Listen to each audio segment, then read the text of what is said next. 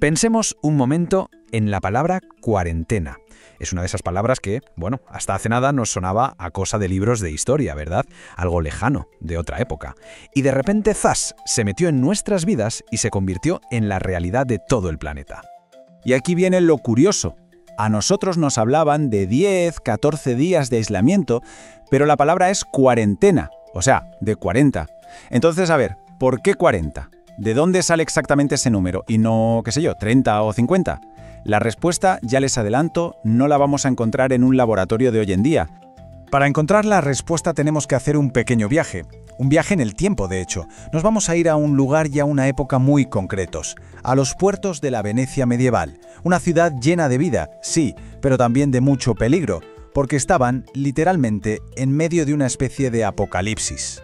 Venga, situémonos. Siglo XIV. Estamos en la poderosa República de Venecia, que en aquel momento, era el auténtico centro del mundo. A ver, hay que imaginar cómo era aquello. Venecia era como el gran nudo de comunicaciones del mundo, el punto donde se cruzaban todas las rutas comerciales. Por sus canales no paraban de moverse sedas, especias, todo tipo de riquezas. Pero claro, con todo eso, también viajaba otra cosa que nadie veía venir: la muerte. Y es que esa conexión tan increíble que la hacía tan rica fue precisamente lo que la convirtió en la diana perfecta para una pandemia que además llegaba por mar. Y es justo aquí donde nace todo. La palabra que hemos estado usando sin parar viene de ahí, directamente del dialecto veneto de la época. Ellos decían 40 giorni, o sea, 40 días. Y ojo, que esto no era un consejo ni una recomendación, era una ley de vida o muerte, impuesta por el terror que estaba sembrando la peste negra. Los venecianos eran, por encima de todo, comerciantes listísimos. Y tuvieron una intuición genial. Se dieron cuenta de algo fundamental: que la enfermedad no era una especie de miasma que flotaba en el aire y ya está, no. Tenía un transporte, un vehículo.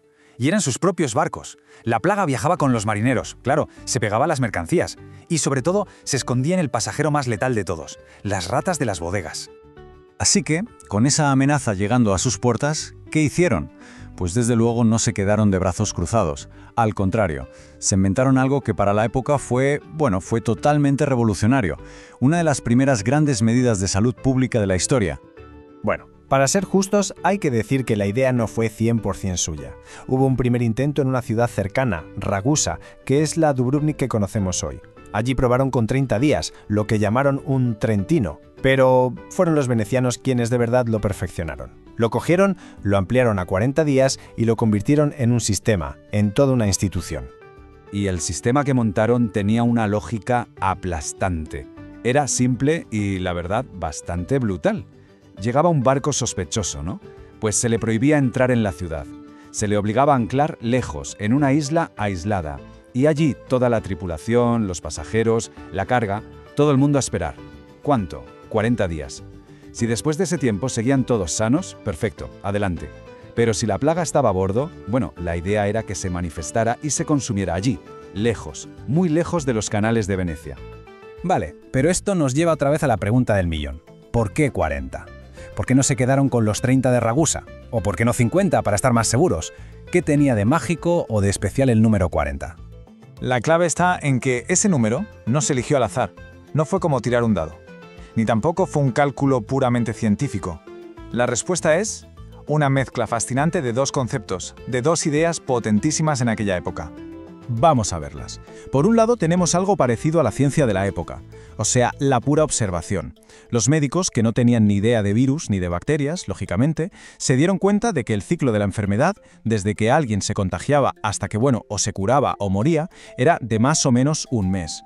Así que pensaron, le añadimos un margen de seguridad generoso y nos plantamos en 40 días. Pero esa es solo la mitad de la historia. La otra mitad es, si se quiere, mucho más potente: el puro simbolismo. Es que el número 40, el 40 en la tradición judeocristiana lo era todo. Tenía una carga simbólica brutal.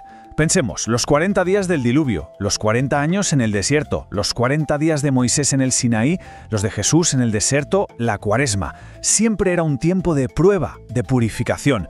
Así que cuando imponían una cuarentena, no era solo una medida sanitaria, era casi un ritual religioso. Era como decir, tenemos que pasar por esta penitencia de 40 días para que Dios nos perdone y nos libre de esta plaga.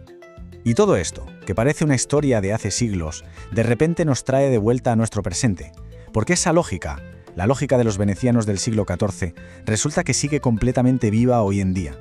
A ver, cuando nos dijeron que nos quedáramos en casa 10 o 14 días, se estaba aplicando exactamente el mismo principio, aislar a la gente durante el tiempo que tarda el virus en incubarse y manifestarse. La gran diferencia, claro, es que nuestro número ya no viene de la Biblia, sino de la ciencia, de la virología. El cálculo es muchísimo más preciso, por supuesto, pero la idea de fondo es idéntica. Por eso la palabra cuarentena es mucho más que una palabra, es casi como un monumento. Es un recordatorio de la primera vez que la humanidad, de forma organizada, usó el aislamiento como un arma contra una enfermedad. Y es un testamento a nuestra capacidad de mezclar lo práctico, lo que vemos con los ojos, con lo simbólico, con aquello en lo que creemos, para encontrar una salida incluso en los peores momentos. Es la idea de separarnos, sí, pero con un objetivo final, poder volver a estar juntos. Y nos recuerda que, da igual cuánto avance la ciencia o cómo cambien los virus, hay una respuesta humana, muy básica y muy profunda, que lleva más de 600 años funcionando. Y esto nos deja con una última reflexión que a mí me parece increíble. ¿No es asombroso pensar que, con toda nuestra tecnología, con nuestros laboratorios y nuestros avances, nuestra defensa más elemental contra una pandemia mundial sigue siendo la misma idea que tuvieron aquellos venecianos aterrados mirando al mar desde sus murallas? Una idea que nació del miedo, de la observación y de la fe. Una idea de hace 600 años que, una vez más, ha vuelto para ayudarnos.